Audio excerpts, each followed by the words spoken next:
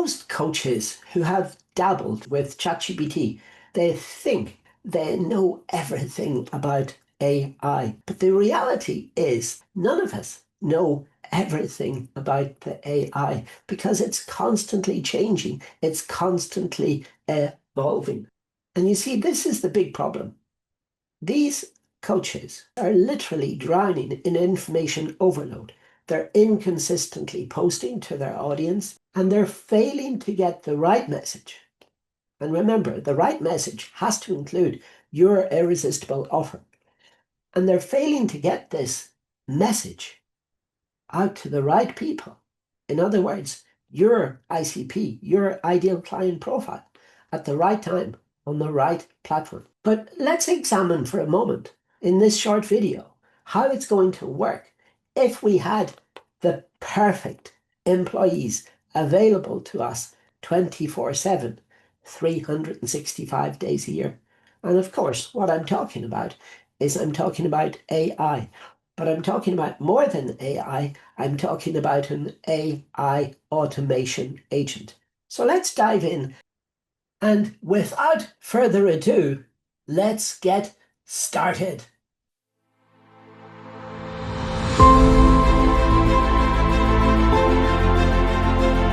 So let's examine this for a moment. Let's imagine that we're trying to build the perfect house, because this is an analogy that quite a lot of my clients seem to get really well. What are the people that we need to build the perfect house? Well, first and foremost, we're going to need an architect. The architect is going to come along and they're going to draw out the plans, the blueprint, the roadmap. Then we're going to need a builder. Then we've got the carpenter, and then we've got the plumber. Then we've got the electrician, very important, especially for nowadays.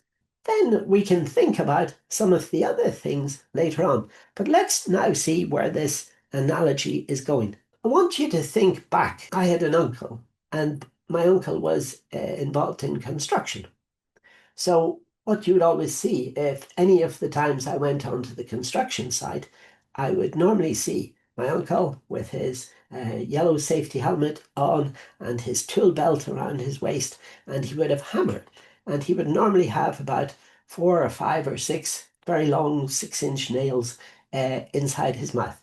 And he would take out one of these nails and he would bang it into one of these joists, one of these pieces of lumber, so that he would hit it perfectly on. He had the little cross marked out with one of those little tiny, it was called, I think, a Bradle screwdriver, that would make the little hole, the little indentation, and he would have them all measured out.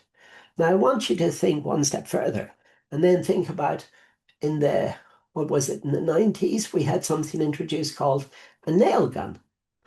So the nail gun was able to come along and just bang, bang, bang, bang, bang. So no more need for having the hammer and for carefully placing it between your finger and your thumb so that you didn't remove, let's say, part of the nail from your finger and your thumb, and you could hit the nail squarely on the head.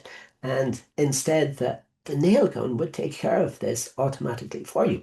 So what I want you to do is I want you to think about the AI like one of these automatic nail guns that knows automatically and precisely where exactly to nail the wood, the lumber, to build the house, because this is very, very, very important.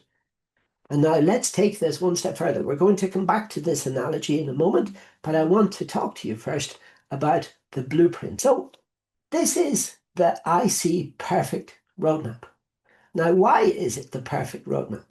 Well, it's because we have done an analogy with the most successful company on this planet. And this is, of course, without any shadow of a doubt, Apple, the world's first company that is valued at $1 trillion. How did they get to become the world's most successful company? Well, very simply, they did it through this roadmap. A series of steps that they took us along to become raving fans.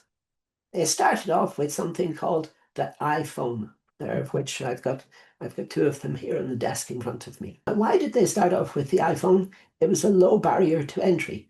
For example, whatever telephone provider, service provider that you've signed up with, the chances are that you got a free phone. Maybe it's an iPhone. Maybe you've got some friends that have an iPhone.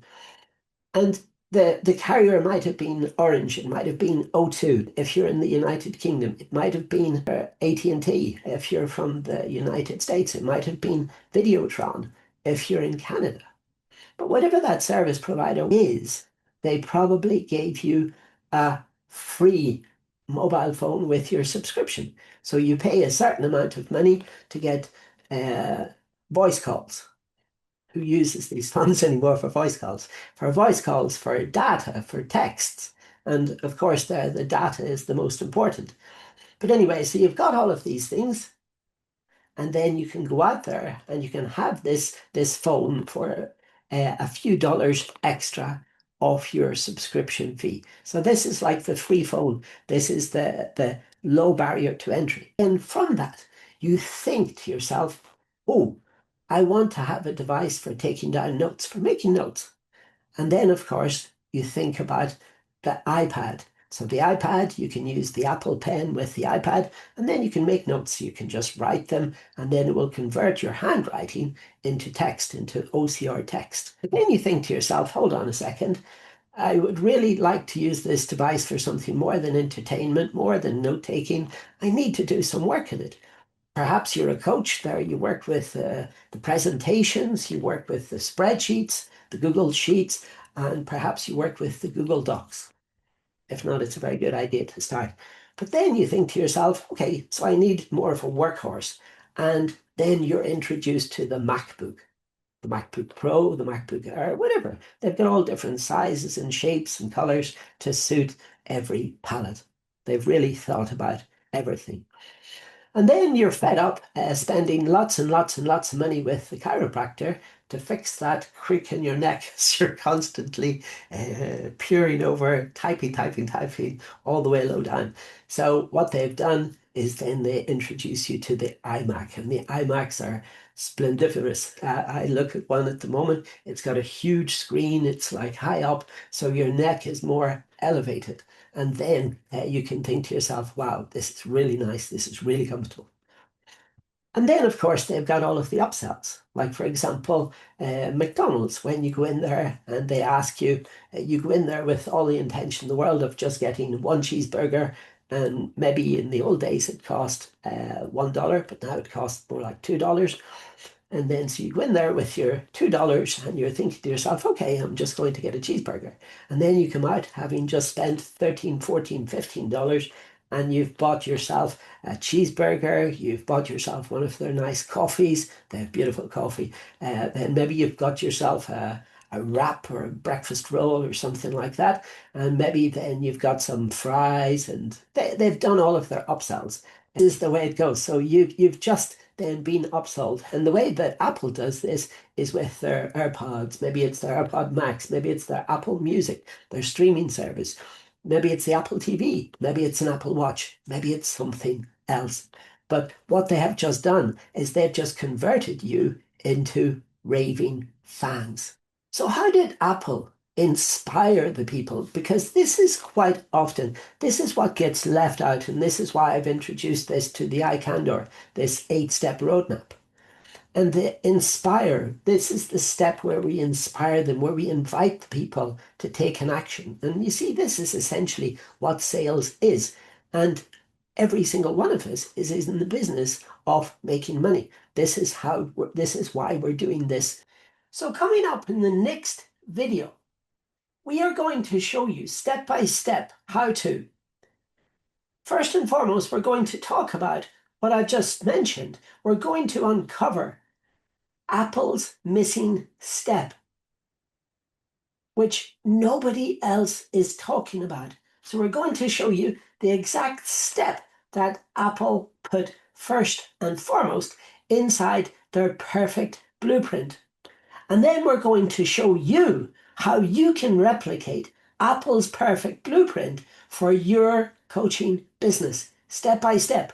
And last, but definitely not least, we're going to be introducing you to the latest AI agent inspired by a female business fitness coach from the United Kingdom and Spain.